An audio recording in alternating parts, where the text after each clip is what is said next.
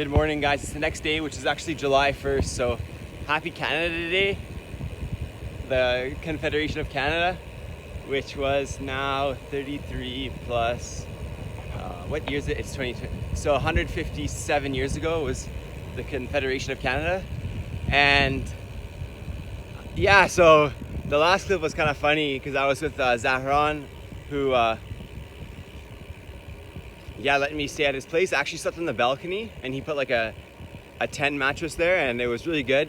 And then I had breakfast. He was from Sri Lanka, so he made us chai. His sister made me chai masala and eggs. So very happy about that. And now I'm just following the path along not along the Rhône, like the river itself. Unfortunately, this path is not as developed as the Rhine, so you actually have to take like mainly side roads, it seems. And then I'm trying to get to Lyon today. I had a really bad experience in Geneva, mainly because all the stores closed at 7 and I needed to buy a phone charger and I couldn't until my phone died, which was extremely terrible. I ended up finding a phone charger at the train station because the train station, it turns out, is the only place where there are stores that are open after 7 p.m. in the entire city, I swear to God. So another negative point for Switzerland. And otherwise, there's probably a lot of details that I'm not including. So post-production, when I actually have the time and I'm in front of my computer, I'll be able to fill those in. But yeah, essentially for 2 hours, I was just biking around Geneva, trying to figure out what to do. And then I realized, okay, probably go to the train station. I was quite panicking and even crying. And then once I got to the train station, though, it was good because I found a store with a charger. And then I met Zahran. He literally just came up and said, hey, he thought I was from India. So that's, I think, why he came up to me initially. And then I also just told him that I was biking and that both of my Airbnbs canceled my stay. So I needed to charge my phone to find somewhere else to stay. And then he said, you can just come with me on the train and then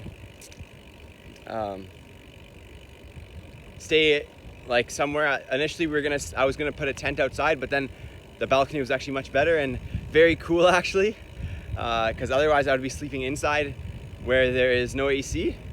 And yeah, now I'm just following the paths. Once again though, it's kind of unfortunate, this section seems to be much less developed than the initial Rhine part of our journey, but there are still signs, so that's hopeful. And then the biggest hope for today is, of course, once I get to Lyon, I have talked with ChatGPT to find 3 stores where I can potentially get my phone fixed. And I don't know what the problem is because it's really messed up. Like the screen doesn't even work and it's like all green, but hopefully we can fix it. And then at that point, I can actually get this trip back underway, because right now, I don't know, I think I'm many hundreds of kilometers behind. I have no idea because all my planning is on the other phone. And so like, Dans 500 mètres, tournez légèrement à droite pour rejoindre route des Condés. Broke my phone, which was on Sunday, or rather Saturday night, and today is Wednesday. So it's been a really long time since I haven't had my phone. I'm kind of surprised that without my phone I've still been able to do all of this, but it's just because perseverance is key. And now I have a mobile battery pack, which is really good too. So I'm not too worried about losing charge, because either I can use the mobile battery pack or just find somewhere to charge my phone. Because the other bad thing was that my iPhone that broke has a USB-C charger, but this iPhone 8 has, of course, Lightning, and I didn't have a Lightning charger, so that's why when my phone died, I couldn't do anything until I got to the train station. Check this out, guys. This is the first dam I've seen on the Rhône. So yeah, you can obviously see some power grid to transport the energy that is made. And then I guess one side where you can see the white water, that seems to be like the opening where you just let water pass. And then I assume that this building is where all the turbines are. And you can still see water coming out of this side as well. So yeah. All right, guys, so there's the Rhône. Finally, we're biking along it. And then I'm now in Seyssel. So actually, I don't know if you guys saw, but on that building, that says it's where the town hall of Seyssel is. But I was actually just at another town hall on the other side of the river where I filled my water. So I guess there's each side of the river is one town. And yeah, it's really great because once again, no fountains in France, but that's the first time I've just gone into the town hall and asked for water and was very successful. So that's gonna be a strategy for the rest of France, to be honest, because like these type of towns, they don't actually have stores, or I mean, I guess they have convenience stores, but if I just want water, just you can get it for free from the town hall. And yeah, so we're just gonna keep on going towards Lyon, and it's amazing that the weather is this good. It must be like only 20 or 25 degrees and cloudy, so I haven't put on sunscreen yet. And I didn't look at the weather forecast, but let's hope that it stays this way.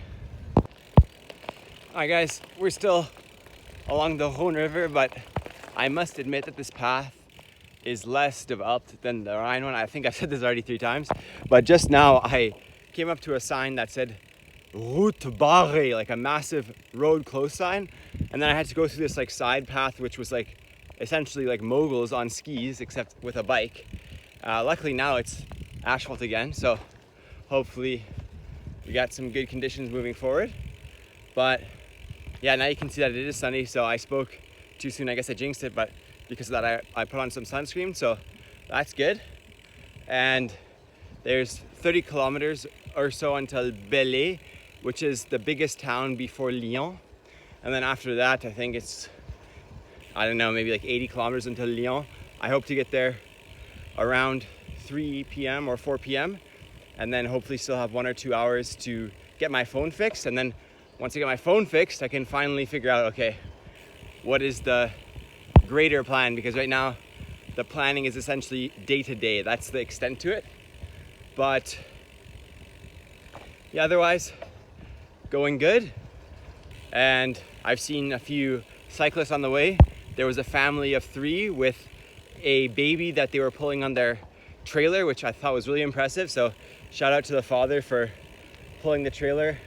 I'm not sure if they're going all the way to the Mediterranean Sea, which is where this path ends, or if they're doing a shorter route, but very impressive nonetheless.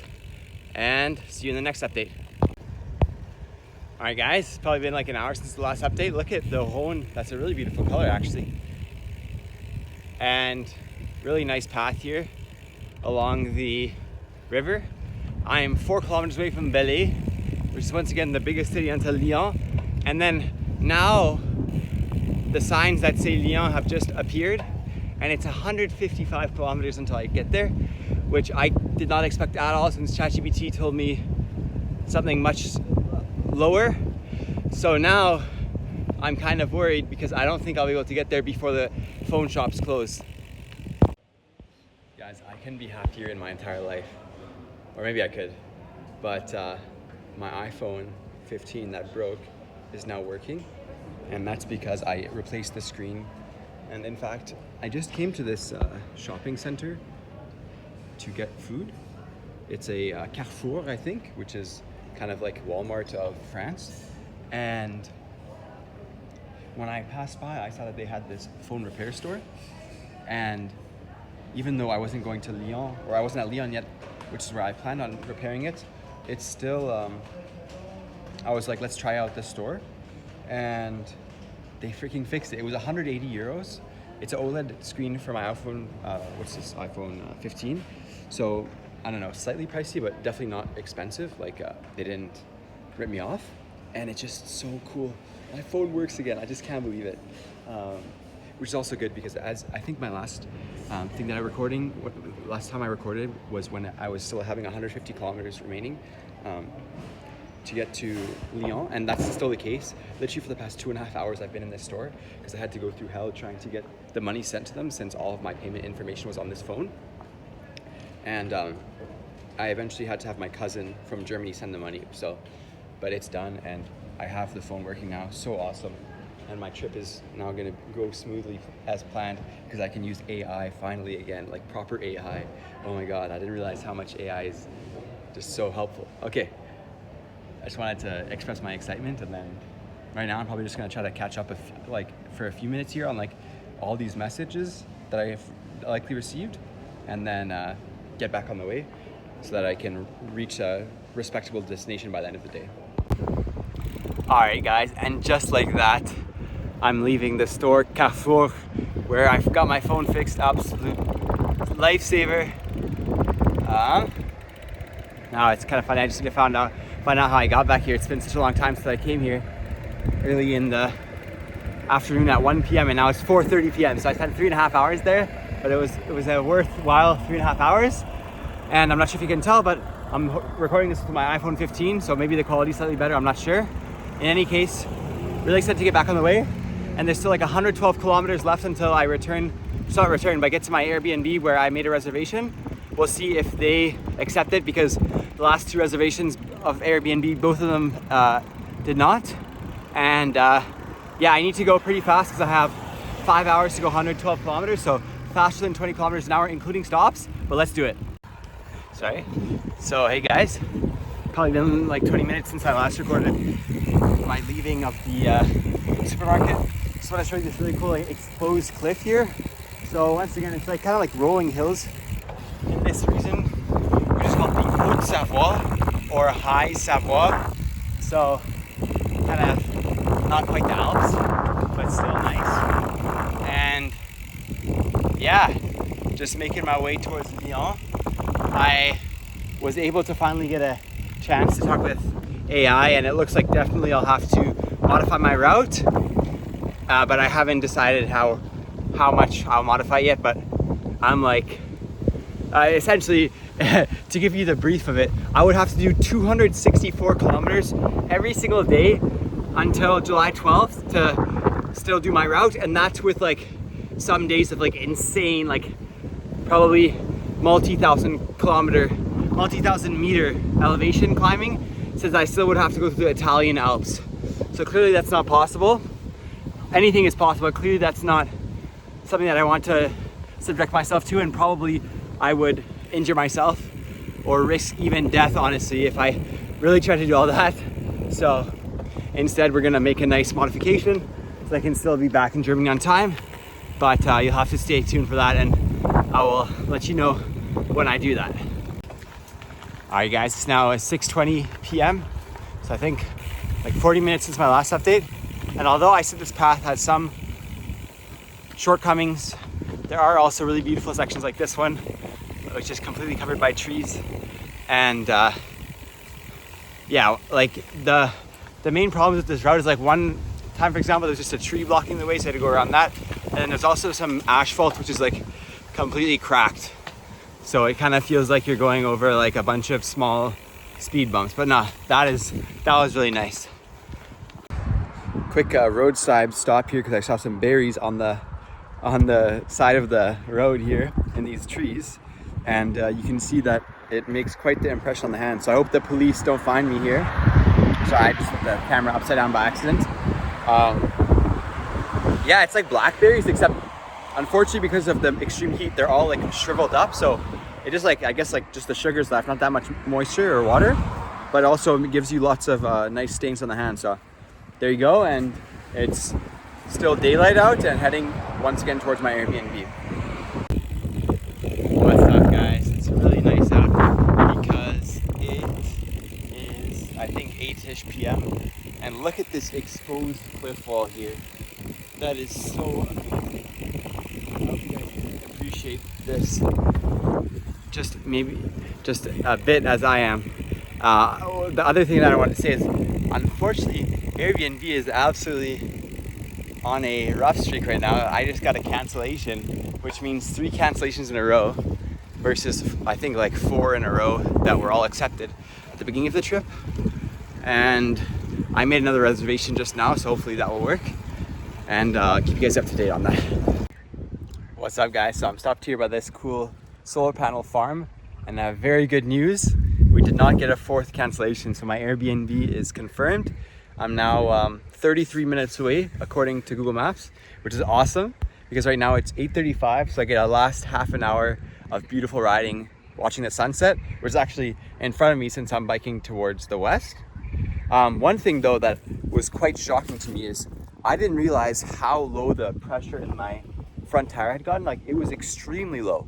I have no pressure reader, but it's rated 50 to 75 psi, and I would guess it was like somewhere between 20 and 30. And yeah, it's just simply because I've done like up to now almost 1,500 kilometers with these tires, and I have not pumped them once. So I have my hand pump, which I just use to give it air, but this hand pump is not that good in the sense that at a certain PSI, it just essentially pumps in as much as is being lost, because I don't think the seal is perfect when you use this pump. So I should be good to go to get back to my Airbnb, but definitely tomorrow morning I'm going to try to find a bike shop that has a air pump that I can use, because not only is it dangerous for the wheels because they have a higher chance of getting punctures, of course, since these are tubeless tires, but also my rolling resistance is just much higher now because of the low tire pressure. Alright guys, so I think you can hear that humming sound. I'm standing above the Rhone River. You can see on this side above me, it's quite high in elevation. But if you look at the other side, I don't know how visible it is. Potentially you can see the river, potentially you can't. In any case, on this side it's very high, on this side it's low because there's a dam here. And I thought you could see like the water passing through, but in fact over there, it's just I think the motor housing. You can hear the motors going and producing energy, of course. And yeah, this is the last time I'm crossing the Rhone before I get to my Airbnb, and it's cool that here the river is a border between two departments, which are like provinces or states, from my understanding. Feast your eyes on this, guys. So on that side of me, you have this massive exposed cliff, and same goes on this side of me, which I'm not sure why I didn't make this conclusion yet, but that points to the fact that the Rhone must have been this massive glacial formation, I don't know, like in the Ice Age or something, and then that was where the glacier would carve through the valley, and then now the river is the remnant of that. And this is a really beautiful bike path that's leading me to my Airbnb. Couldn't be more beautiful. And then also the road there too, just beside it, is even more beautiful because it's lined by these very symmetric and neat trees. I almost wanted to ride on the road, but this bike path is so nice that I said that we got to use it.